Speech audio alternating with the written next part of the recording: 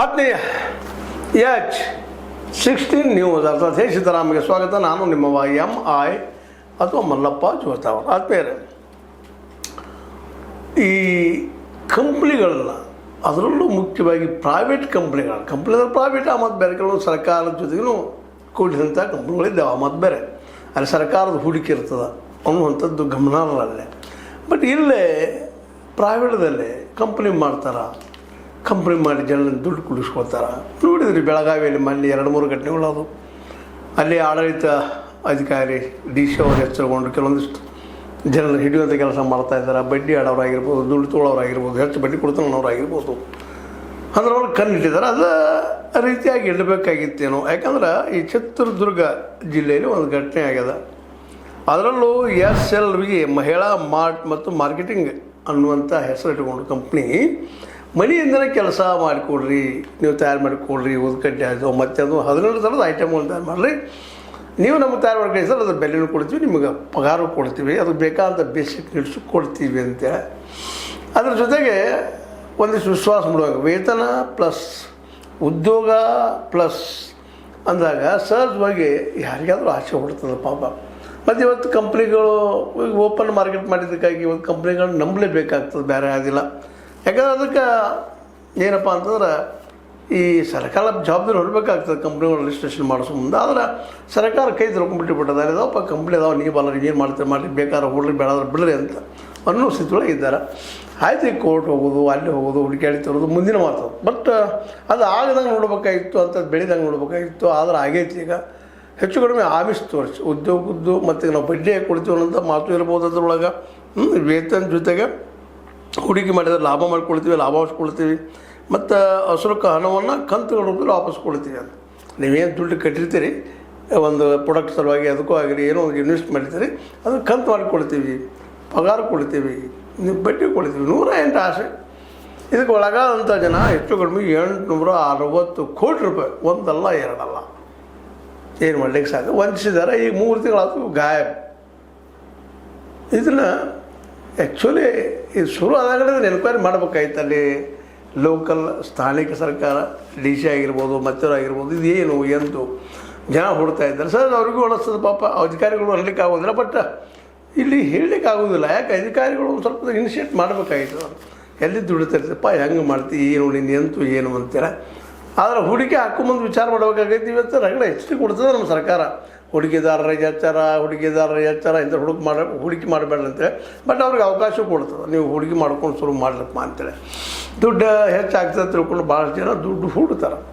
ಏಕಾಲಕ್ಕೆ 2 ರೀತಿ ದ್ವಂದ್ವ ನೀತಿಯನ್ನು ಸರ್ಕಾರಗಳು ಅನುಸರಿಸ್ತಾವ ಅಂತೇಳಿ. ಯಾಕಂದ್ರೆ ಒಂದು ಕಡೆಗೆ ನಿಮ್ಮ ಕಂಪ್ನಿ ಇದಪ್ಪ, ಲಾಭ ಮಾಡ್ಕೋರಿ, ನೀವು ವಿಶ್ವಾಸದ್ರೆ ಹೂಡ್ರಿ, ತಪ್ಪಿಸ್ಕೊಂಡ್ರಲ್ಲೇ. ಮತ್ತು ಆ ಉದ್ಯೋಗ ಕೊಡಬೇಕಾಗಿತ್ತು, ಸ್ಥಾಪಿಸಿಕೊಂಡು ಜನಕ್ಕೆ ಉದ್ಯೋಗ ಕೊಡುವಂಥ ಇಂಥ ಸಣ್ಣ ಕೈಗಾರಿಕೆ, ಸ್ಮಾಲ್ ಸ್ಕೇಲ್ ಇಂಡಸ್ಟ್ರಿಗಳು ಬೆಳೆಸಬೇಕಾಗಿತ್ತು. ಅದನ್ನು ಕೈ ತಿಳ್ಕೊಳ್ಳೋದು. ಅದಕ್ಕೇನೋ ಒಂದಿಷ್ಟು ಸಾಲ ಕೊಡ್ತು ಅಂತೇಳಿ ಈಗಾಗಲೇ ಹಿಂದಿನ ಎಪಿಸೋಡಲ್ಲಿ ಮಾತಾಡಿರ್ತದೆ. ಈ ಒಂದು ಏನಪ್ಪ ಅಂದ್ರೆ ಮುದ್ರಾ ಯೋಜನೆ ಅಡಿಯಲ್ಲಿ ಅನೇಕರಿಗೆ ಲೋನ್ ಕೊಟ್ಟರು ಅಂತ ಹೇಳ್ತಾರೆ.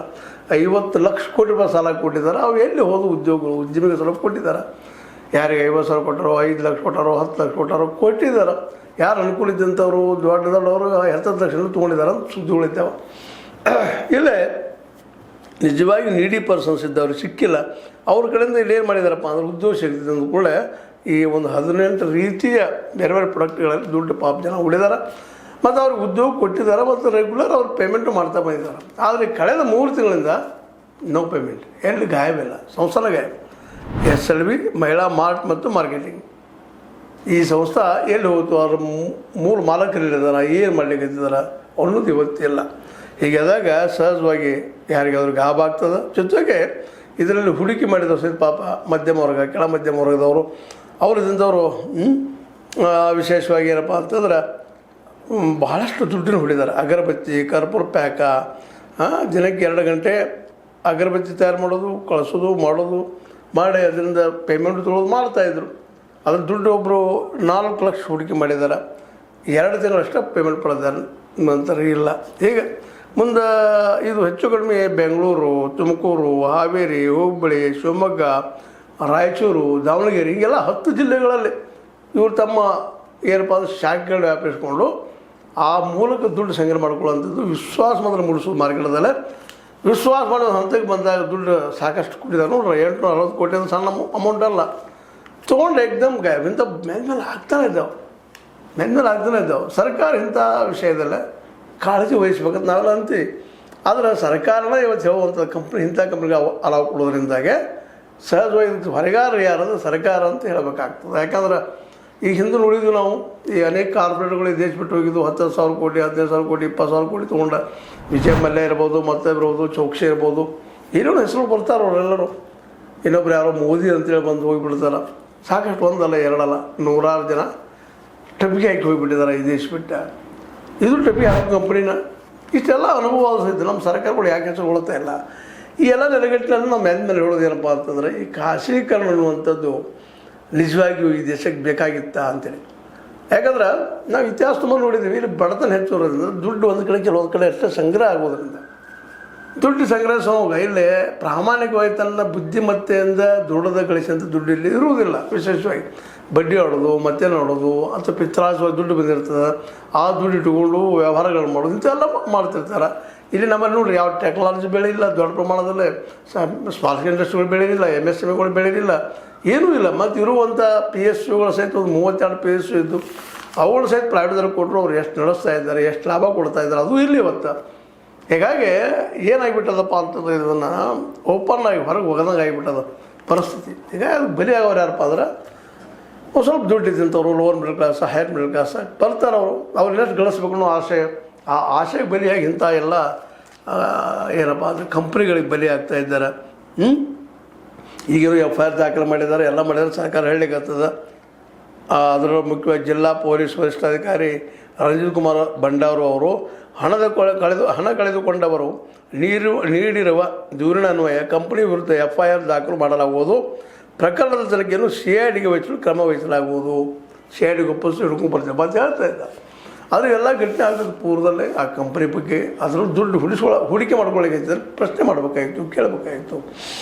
ಅದು ಮಾಡಿಲ್ಲ ಅಂತಂದ್ರೆ ಇದರ ಅರ್ಥ ಏನು ಅಂತಂದ್ರೆ ಇಲ್ಲಿ ಅಧಿಕಾರಶಾಹಿ ಜನನೂ ಕೆಲವೊಮ್ಮೆ ಯಾವ್ಯಾವುದಕ್ಕೂ ಮರಳಾಗಿರೋದು ಇಲ್ಲಿ ಅಲ್ಲಿಗೂ ಸಾಧ್ಯಲ್ಲ, ಇಲ್ಲಂತೂ ಅಲ್ಲಿಗೆ ಸಾಧ್ಯಲ್ಲ. ಅಧಿಕಾರಶಾಹಿ ಜನ ಆಯ್ತಪ್ಪ ಮಾಡ್ಕೋ ಅಂಥೇಳಿ ಅವ್ರಿಗೆ ಬರೋದು ಬಂತಂದ್ರೆ ಬಿಟ್ಟು ಬಿಡುವಂಥದ್ದು ನಾವು ನೋಡ್ತಾ ಇದ್ದೀವಿ. ಇಂಥ ಒಂದು ಘಟನೆಯಿಂದಾಗಿ ಅಧಿಕಾರಶಾಹಿಯ ಒಂದು ಏನಪ್ಪ ಅಂತಂದ್ರೆ ದುರ್ಲಕ್ಷ್ಯ ಅಥವಾ ನಿರ್ಲಕ್ಷ್ಯ. ಅದೇ ಕಾಲಕ್ಕೆ ಈ ನಮ್ಮ ರಾಜಕಾರಣಿಗಳಿಗೂ ಇದು ಯಾವ್ದು ಬೇಕಾಗಿಲ್ಲ, ಏನು ಮಾಡಿದ್ರೆ ಮಾಡ್ಕೊಂಡು ಹೋಗಿಬಿಡಪ್ಪ ನಮಗೇನು ಮಾಡೋದು ಅನ್ನೋಂಥ ಪರಿಸ್ಥಿತಿ, ಮಾನಸಿಕ ಸ್ಥಿತಿ. ಈ ಎಲ್ಲ ಒಂದು ಅನೈತಿಕ ಹೊಂದಾಣಿಕೆ, ಅನೈತಿಕ ಅಲಕ್ಷತನ, ಅನೈತಿಕ ಆಲಸಿತನ, ಮತ್ತೇನು ಅನೈತಿಕವಾದಂಥವು ಇವೆಲ್ಲ ಕೂಡಿದಾಗ ಇಂಥ ದೊಡ್ಡ ಕೆಲಸ ಹೋಗ್ಬಿಡ್ತದೆ. 16 ಜಿಲ್ಲೆಗಳಲ್ಲಿ ತನ್ನ ಶಾಖೆಗಳನ್ನು ಪಸರಿಸಿರುವಂಥ SLV ಮಹಿಳಾ ಮತ್ತು ಮಾರ್ಕೆಟಿಂಗ್ ಕಂಪನಿ ಇವತ್ತು ಹೆಚ್ಚು ಕಡಿಮೆ ಜನರಿಂದ 860 ಕೋಟಿ ರೂಪಾಯಿ ವಂಚನೆ ಮಾಡಿ ಹೋಗ್ಯದ. ಇನ್ನೂ ಎಷ್ಟಾಗಿದ್ದು ಗೊತ್ತಿಲ್ಲ. ಈಗೈತಿ ಮೊದಲೇ ಪ್ರಾಥಮಿಕ ಹಂತದ್ದು. ಈಗಾಗಲೇ ಅಲ್ಲಿಯ ಸೂಪರಿಂಟೆಂಡೆಂಟ್ ಆಫ್ ಪೊಲೀಸ್ ಜಿಲ್ಲಾ ವರಿಷ್ಠಾಧಿಕಾರಿಗಳು ರಂಜಿತ್ ಕುಮಾರ್ ಭಂಡಾರು ಅವರು ಇದಂಥವ್ರು ಇದನ್ನು FIR ಮಾಡಿರಿ ಹುಡುಕ್ರಿ ಅಂತ ಹೇಳಿದ್ದಾರೆ. CIDಗೆ ಒಪ್ಪಿಸೋದು ಕೆಲಸ ಮಾಡಿದ್ದಾರೆ. ಇನ್ನು CID ಅವ್ರು ಹುಡುಕ್ತದೆ ಅನ್ನುವಂಥದ್ದು ವಿಶ್ವಾಸ. ಯಾಕಂದರೆ ಬೆಳಗಾವಿಯಲ್ಲಿ ಈಗಾಗಲೇ ಹಂತ ಗಟ್ಟೆ ಆದಾಗ ಒಂದು ಏನಾಗಿತ್ತಪ್ಪ ಅಂತಂದ್ರೆ ಅದಕ್ಕೆ ಸಂಬಂಧಿಸಿದವ್ರು ಮೊನ್ನೆ ನಿಮ್ಗೆ ಗೊತ್ತಿಲ್ಲ ಶಿವಾನಂದ ನೀಲನ್ ಅವರು ಅಂತೇಳಿ ಇನ್ನೂ ಅನೇಕರಲ್ಲಿ ಸಿಕ್ಕಿದ್ದಾರೆ. ಮತ್ತೊಬ್ಬರು ಒಂದು 3-4 ಜನ ಸಿಕ್ಕಿದ್ರಲ್ಲೇ ಅವರೆಲ್ಲ ಸ್ಟ್ರಿಕ್ಟ್ ಮಾಡಿ ಇವತ್ತೆಲ್ಲ ಎನ್ಕ್ವೈರಿ ಮಾಡ್ತಾಯಿದ್ರು. ಅದೇ ರೀತಿಯಾಗಿ ಇಂಥ ಕಂಪ್ನಿಗಳ ಬಗ್ಗೆ ಮುಂಜಾಗ್ರತಾ ಕ್ರಮವಾಗಿ ಜಿಲ್ಲಾ ಮಟ್ಟದ ಅಧಿಕಾರಿ ಅಥವಾ ತಾಲೂಕು ಮಟ್ಟದ ಅಧಿಕಾರಿಗಳು ಕಾಳಜಿ ವಹಿಸಿ ತನಿಖೆ ಮಾಡಿ ಇವ್ರ ಬಗ್ಗೆ ಸರ್ಕಾರಕ್ಕೆ ತಿಳಿಸುವಂಥ ಜನರಿಗೆ ತಿಳಿಸೋದು ಕೆಲಸ ಮಾಡಬೇಕಾಗ್ಯದ. ಜೊತೆಗೆ ಇವತ್ತು ಬೆಳಗಾವಿ ಜಿಲ್ಲೆಯಲ್ಲಿ DC ಅವರಾಗೋದು ಇನ್ನುಳಿದವರಾಗಲಿ ಇಂಥ ಹೂಡಿಕೆ ಬದಲಾಗ ಅಥವಾ ಬಡ್ಡಿ ಹೆಚ್ಚು ಸಿಗ್ತದಂತೆ ದುಡ್ಡು ಹಾಕುವಂಥವ್ರ ಸಲುವಾಗಿ ಮೇಲ್ಮೇಲೆ ಏನಪ್ಪ ಅಂತಂದ್ರೆ ಪ್ರಸಾರ ಮಾಡ್ತಾ ಇದ್ದಾರೆ. ಅದರಿಂದಾಗಿ ಒಂದಿಷ್ಟೇನೋ ಸ್ಟ್ರಿಕ್ಟ್ನೆಸ್ ಇಂಥವು ಆಗುವ ಸ್ವಲ್ಪ ಕಡಿಮೆ ಆಗುವಂಥ ಸಾಧ್ಯತೆಗಳು ಹೆಚ್ಚಾಗಿದ್ದಾವೆ. ಆದರೆ ಪೂರ್ತಿಯಾಗಿ ಹೋಗಿದೆ ಅಂತ ಹೇಳಿಕ್ಕೆ ಆಗೋದಿಲ್ಲ. ಏನೂ ಆಗಲಿ ಜನ ಎಚ್ಚರ ಕೊಡಬೇಕು. ದುಡ್ಡು ಹುಡುಗಿದ ಪೂರ್ವದಲ್ಲಿ 10 ಹಲವು ಸಲ ವಿಚಾರ ಮಾಡಬೇಕು.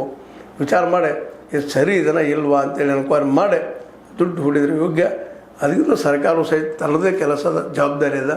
ಇಂಥ ಒಂದು ಸಮಾಜದಲ್ಲಿರ್ತಿರುವಂಥ ಒಂದು ದುಡ್ಡು ಕೂಡಿಸ್ಕೊಂಡು ಹಾರಿ ಹೋಗುವಂಥ ಜನರ ಬಗ್ಗೆ ಸರ್ಕಾರನು ಕಣ್ಗಾವಲು ಇಡಬೇಕಾಗ್ತದೆ. ಅದರ ಡ್ಯೂಟಿ ಪೊಲೀಸವ್ರ ಕೈಲದ, CID ಅವ್ರ ಕೈಲದ, ಎಲ್ಲನೂ ಅವ್ರ ಕೈಲದ. ಆ ದಿಶೆಯಲ್ಲಿ ಅವ್ರ ಕಡೆಯಿಂದ ಕೆಲಸ ತೊಗೊಳ್ಳುವಂಥ ಕೆಲಸ ಸರ್ಕಾರದಿಂದ ಆಗಬೇಕಾಗಿದೆ ಅಂತ ಹೇಳ್ತಾ, ಏನೋ ಆಗಲಿ ಈ 860 ಕೋಟಿ ರೂಪಾಯಿ ವಂಚನೆ ಮಾಡಿ ಹೋದಂಥ ಆ ವ್ಯಕ್ತಿಗಳು ಆದಷ್ಟು ಬೇಗ ಸಿಗುವಂತಾಗಲಿ ಅನ್ನೋಂಥ ಮಾತನ್ನು ಹೇಳ್ತಾ, ಇದು ನಿಮಗೆ ಲೈಕ್ ಆಗಿರ್ಬೋದು, ಲೈಕ್ ಮಾಡಿ ಶೇರ್ ಮಾಡಿ ಕಮೆಂಟ್ ಮಾಡಿ, ಜೊತೆಗೆ ಸಬ್ಸ್ಕ್ರೈಬ್ ಆಗೋದು ನಿಲ್ಲಿಸ್ಬಾರ್ದು. H16 ನ್ಯೂಸ್ ಅರ್ಥಾತ್ ದೇಶದ ಸತ್ಯದ ಕೈಗಳಲ್ಲಿ ವಂದನೆಗಳು. ಆತ್ಮೀಯ ಸಾರ್ವಜನಿಕರಲ್ಲಿ H16 ಅರ್ಥಾತ್ ಸೀತಾರಾಮದಿಂದ ಒಂದು ಮನವಿ. ಈ ಸಂಸ್ಥೆ ಭ್ರಷ್ಟಾಚಾರ, ಅನ್ಯಾಯ, ಅತ್ಯಾಚಾರಗಳಿಂದ ನೊಂದವರ ವೇದಿಕೆ. ಅನ್ಯಾಯಕೋರರ, ಭೂಗಳ್ಳರ, ನಶಾ ಸಾರಾಯಿ ಮಾಫಿಯಾಗಳ ವಿರುದ್ಧದ ಧ್ವನಿ. ರೈತರ, ಕೂಲಿಕಾರ, ಕಾರ್ಮಿಕರ, ಬಿದ್ದ ಸಮುದಾಯ ಜನರ ಧ್ವನಿ ಬೆಂಬಲವಾಗಿ ನಿಂತು ತನುಮನ ಧನದ ಸಹಾಯಕ್ಕೆ ಸಾರ್ವಜನಿಕರಲ್ಲಿ ಕೋರಿಕೆ. ದಾನದ ಸಹಾಯ ನೀಡಿ ಸ್ವಾತಂತ್ರ್ಯ ಪತ್ರಿಕೋದ್ಯಮ ಉಳಿಸಿ ಬೆಳೆಸಿ. ವಂದನೆಗಳು. ತಮ್ಮನ್ನೇ ನಂಬಿರುವ ಮಲ್ಲಪ್ಪ ಇ ಜೋತಾವರ್. ಈ ಕೆಳಗಿನ QR ಸ್ಕ್ಯಾನ್ ಮಾಡಿ ಅಥವಾ ಈ ನಂಬರ್ ಅಂದರೆ 7411402405ಗೆ ಇಲ್ಲ 9686864852ಗೆ ನೀವು ಫೋನ್ಪೇ ಮಾಡಿ, Paytm ಮಾಡಿ ಅಥವಾ ಇನ್ನಾವುದೇ ಮಾಧ್ಯಮದಿಂದ ಗೂಗಲ್ ಮೂಲಕ ಸಹಾಯ ಮಾಡಿ ಈ ಪ್ರಾಮಾಣಿಕ ಪತ್ರಿಕೋದ್ಯಮವನ್ನು ಉಳಿಸಿ ಅಂತ ಮತ್ತೊಮ್ಮೆ ಮನವಿ. ವಂದನೆಗಳು.